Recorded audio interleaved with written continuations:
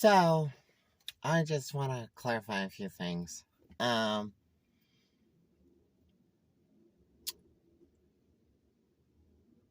I've had a lot of friends of mine who are in the community, okay, gay, lesbian, trans, uh, who, they're solid, they're really good people.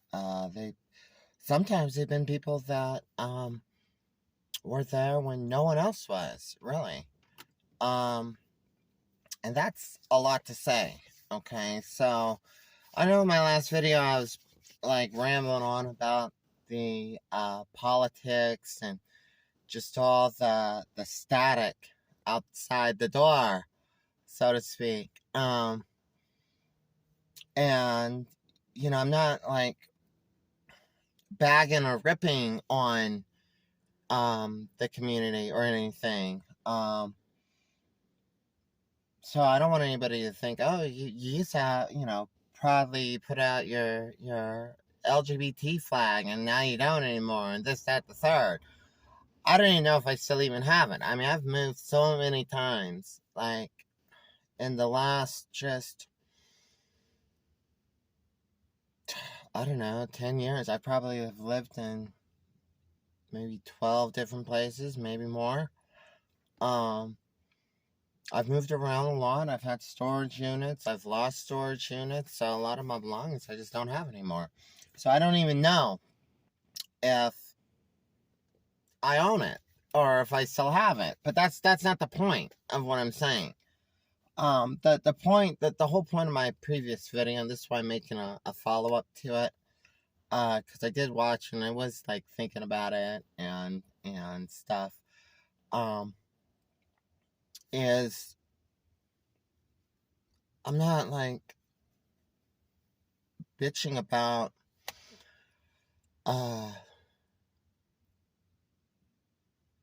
trans community or the lesbian gay community or anything like that. I'm more so was bitching about the politics behind it, the politicking. It just seems like there's so much static, okay? And that's what I meant earlier. You walk outside your door and there's just so much static, okay? Static. Just, you turn on your TV, there's static. It's become such a big, convoluted storm. And I really don't understand that. I don't understand why such a small group of people that never gave anybody any problem ever is now such the center of attention. I mean, before Pride parades, it was, I don't know if you know this or not, but this is going back before, like, my time, before a lot of other people's time. They were called, like, Freedom Day parades. Gay and lesbian Freedom Day parades. And this is, like, back in the 1980s, 1970s. I mean, this was, like, the original movement, I guess, okay, of our community saying, we just treat us like any other human being. Don't mistreat us. Don't discriminate against us. Don't not hire us. Don't refuse us housing. Don't, and I say us inclusively because, the LGBT, that's gay, lesbian, transsexual, transgender, trans people, bisexual, we're all in the same group. And I mean, trans people have been around forever, okay? There's women that were transitioning back in the 1970s, back in the 1950s. What's her name? Georgine Jurgensen or something like that. I mean, it's been so long since I've, you know, researched this and stuff, or read up on it. But like she transitioned in the 1940s. The woman was badass. She went to like Sweden and got the sexual reassignment surgery, and then came back to the United States. Um, I mean that's like intense. So this is back when like sexual reassignment surgery was uh a very new operation and a very how should I say it? It was in the beginning of the this type of operation. So it was a very dangerous operation. There wasn't a lot known about it. A lot of people died from it. Um, just a whole bunch of complications. But she went through it and lived out the rest of her life and kept a very low profile. There's not a whole lot of stuff about her. Um, but and what else I was saying, like in the 1970s, there was trans women taking estrogen shots in the 1970s. Like a good portion of the cast of actresses that Annie Warhol used in practically probably every single film I've ever seen, were trans women. I mean, it's nothing new. It's nothing new. And over time, our community has gotten on a more equalized playing field, I guess, where people just don't care. Like people, generally speaking, people don't give a shit about what your sexual preference is, if you're gay, if you're lesbian, if you're bisexual, even if you're trans. Like, I mean, it's just the stuff's so it's so weird because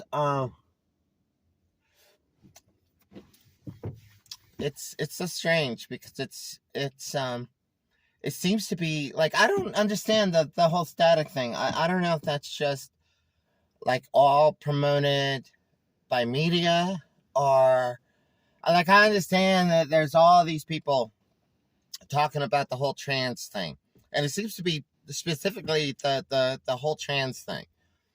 So I don't know if it's like the people on one side who just really hate LGBT period, really have animosity against gay people, like Matt Walsh. Okay, Matt Walsh, he's a perfect example.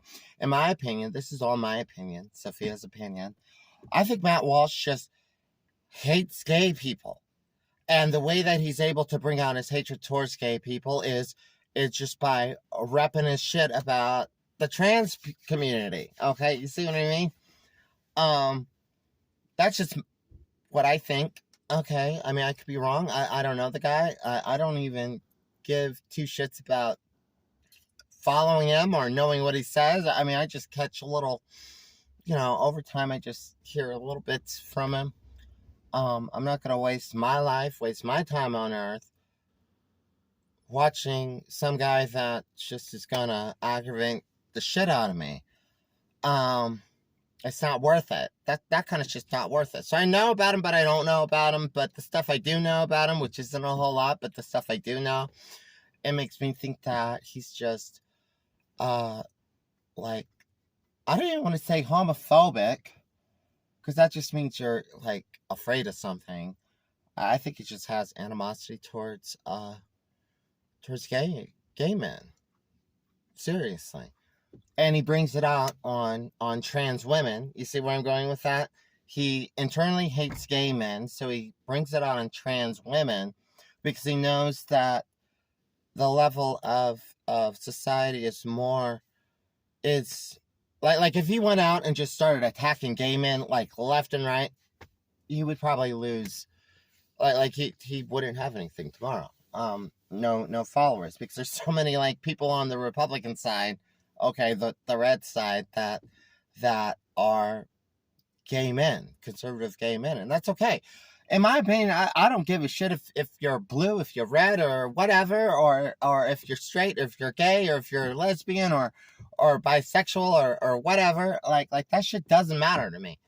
I like people for uh who they are and how they are and how they treat others and their true like cognitive self, not anything else. The rest is bullshit. Like, you know, that's why I don't understand all this politicking. That's what I mean by politicking. I'm not saying it's a blue thing, red thing type thing at all. I'm just saying that there's so much politicking. Like, what do you mean, Sophia? Well, you got one group on the block, and they're like, this is my block, and then another group's like, no, that this is my territory. So we're split. So this street's going to split our two territories, and they're constantly at beef. There's constantly, they're politicking. They're like, you should be part of my group, or you should be this, or you should be that. Just that's what I mean by politicking. I'm not when I use the word politicking, I'm not. It's more kind of like a street term in that sense. It's not like defining the blue and the red and the Republican and the Democrat. I'm not even really even talking about that, because there seems to be the politicking on both sides. Okay, like you got the politicking that goes on in the blues, and you got the politicking going on in the reds, and the Democrats or the Republicans, and when it comes to this whole like static. That's all it is. It's static. You walk outside your door, you catch grief, you catch static. When you're inside your own home, or you're amongst, friends of yours or family of yours or whatever, there's no static. But you walk down the street, somebody calls you like the F word, that's catching static, okay? And that's the really dangerous part about this, is why I brought up the Freedom Day parades, is there's been so much progress with our community, and I'm like kind of worried in my mind that this could digress, this could go backwards. Like, all of a sudden, I know there's like people walking around here. All of a sudden, like, it could like just trickle backwards. It could be back at square one, what it was like 40 years ago, 50 years ago, and just all this other bullshit. So I'm not like saying really anything more than that, really. I personally think I think it's going to simmer out, kind of pass on by, and everything will just level back out. I just think it's a hot button topic. I think it's like all these other big topics that people politicize or politicize about, they're politicking about. I don't even think that society is that separated. Okay. I think most people are where they've always been. I don't think it's so divisive to the extent that we're led to believe. But I don't know why they're making us think that it's like that. Okay. It's just all really fucking weird. But I just wanted to say that, and yeah, there's like, you got the really, really far side of one side of the trans people that are politicking, and then you got the other far side of trans people that are politicking. And most of us, I think, are just kind of in the middle. We're just like, yo, just stay out of my way. I just living my life, honey. Just leave me alone.